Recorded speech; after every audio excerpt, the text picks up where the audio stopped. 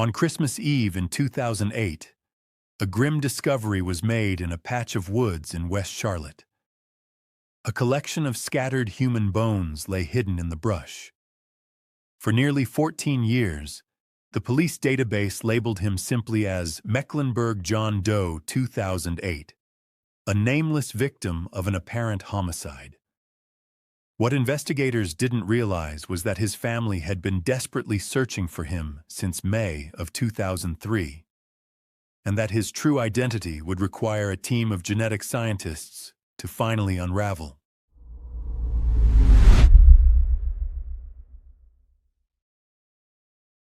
Good evening. I'm Marcus Hayes, and tonight on Case Files After Dark, we are stepping into the forgotten shadows of the Queen City to look at the tragic, unsolved 2000s cold case of Jose Elder Espinoza. To understand the tragedy of this cold case, we have to travel back to the early 2000s in Charlotte, North Carolina. A 25-year-old young man named Jose Elder Espinoza, known to his family and friends simply as Elder, was working hard to build a life. Elder had come to Charlotte from Esparta, Honduras. He was a deeply dedicated family man, highly skilled in the construction trades, specifically drywalling and metal framing. If you look around the growing skyline of Charlotte, there is a very high probability that Elder's hands helped build some of the structures we see today. Through a mutual friend, he met his wife, Denise. Together, they bought a home, and in 1999, they were blessed with a son. Elder loved shooting pool, listening to music, and working with his hands to provide a safe future for his family. But on May 10th, 2003, everything changed. Elder walked out of his Charlotte home to run an errand or meet someone, and he simply never returned. He left behind a thriving life, a young son, and a terrified wife. His family immediately reported him missing to the Charlotte Mecklenburg Police Department. But as days turned into weeks, and weeks turned into years, the trail grew entirely cold. It was as if Elder had walked straight into a thick fog, leaving his loved ones trapped in an agonizing state of limbo, constantly wondering if he had chosen to start a new life, or if something far worse had happened to him. For over 5 years, Elder's family held onto a fading thread of hope. But 5 miles away from where Elder was last seen, the dark reality was waiting to be uncovered. It was December 24th, 2008, Christmas Eve. While families across Charlotte were wrapping gifts and preparing for holiday celebrations, a citizen walking near Dixie River Road in West Charlotte, an area located just southwest of the Charlotte-Douglas International Airport, spotted something unusual hidden deep in a patch of woods. Upon closer inspection, the citizen realized they were looking at partial, skeletal human remains. CMPD detectives and forensic teams immediately rushed to the scene. The bones were recovered and transported to the Mecklenburg County Medical Examiner's office. A forensic review confirmed 2 things right away. The remains belonged to a young male, and the physical trauma on the bones indicated the manner of death was undeniably a homicide. Someone had brutally taken this man's life and discarded his body in the heavy brush of West Charlotte. However, because the remains had been exposed to the elements for years, traditional identification methods completely failed. There were no fingerprints, no identifying clothing, and no wallet. Examiners mistakenly estimated that the victim was a Caucasian male who had died around 2005. Because that initial profile didn't match the missing persons report for a young Hispanic man from 2003, the files never connected. Elder's bones were packed into a box, labeled as Mecklenburg John Doe 2008, and placed on a dark storage shelf. For nearly 14 additional years, Elder was a faceless ghost in the system, while his family continued to live in silent torment.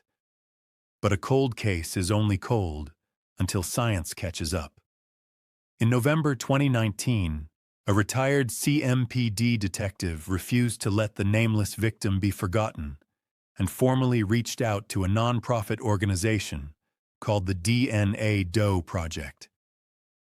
The goal was to use investigative genetic genealogy, the same technology used to catch the Golden State Killer, to pull DNA from the bones and build a family tree. The process was an uphill battle. The DNA extracted from the tooth and bone samples was highly degraded. It took multiple attempts to build a workable profile. But by 2022, forensic genealogists hit a massive turning point. The DNA markers didn't point to European ancestry as originally estimated. They pointed directly to Central America. Using this critical new clue, genealogists cross-referenced national missing persons databases, looking specifically for individuals of Central American descent who vanished from the Charlotte area in the early 2000s. And there, sitting in the system, was the profile of Jose Elder Espinoza. In September 2022, the DNA Doe Project notified CMPD of a definitive match. Detectives contacted Elder's family, collected a reference DNA sample, and confirmed the truth. After 19 long years, Mecklenburg John Doe finally had his real name back. In February 2023, Elder's family finally got to hold a proper memorial service for him at a funeral home in Matthews, North Carolina. His son, who was just a toddler when his father walked out the door in 2003, was now a grown man, finally receiving the heartbreaking truth about what happened to his dad. But while the mystery of who was in those woods has been solved, the mystery of how he got there is wide open. Elder's death was a homicide. Someone in Charlotte knew him, targeted him, took his life in May of 2003, and drove his body out to the desolate woods near Dixie River Road, expecting the forest to keep their secret forever.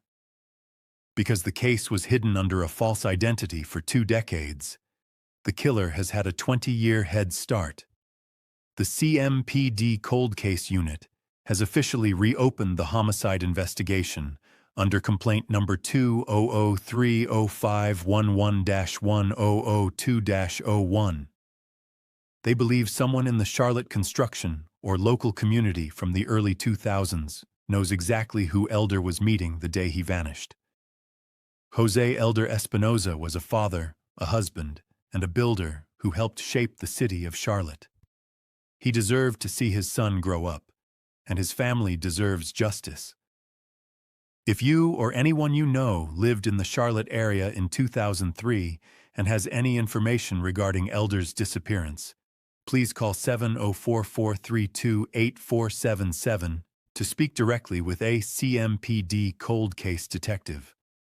What do you think happened on that warm May day in 2003? Let me know your thoughts in the comments below. I'm Marcus Hayes, and this is Case Files After Dark. Stay safe out there, North Carolina.